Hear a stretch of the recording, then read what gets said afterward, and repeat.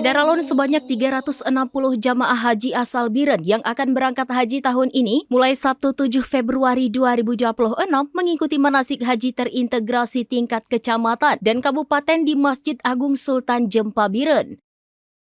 Kegiatan bimbingan manasik haji dibuka Kepala Kantor Kementerian Haji dan Umrah Biren, Sulaiman Nur SAG, serta dihadiri sejumlah pemateri dan undangan lainnya.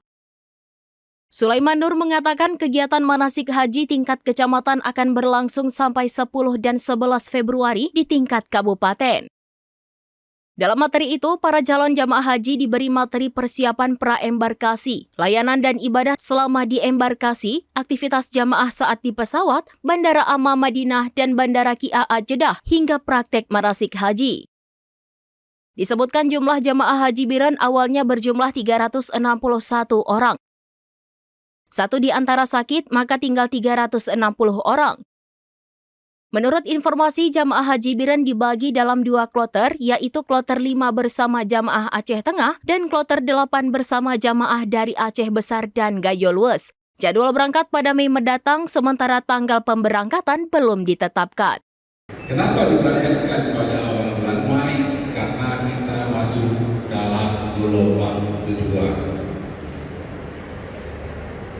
Di saat Bapak Ibu menasi nanti akan dijelaskan bagaimana pelaksanaan haji masuk gelombang kedua, pemberangkatan dari daerah ke embarkasi, dari embarkasi ke Jeddah. Di saat embarkasi langsung memakai kain ihram, karena sekarang tidak lagi diberikan kesempatan untuk jamaah haji untuk melakukan ihram di bandara, jadi langsung di asrama haji.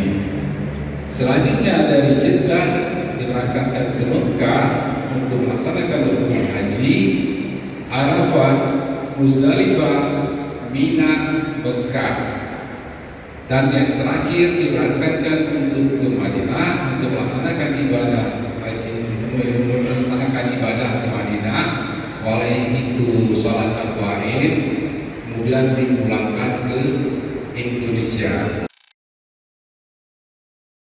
Download Tribun X sekarang, menghadirkan lokal menjadi Indonesia.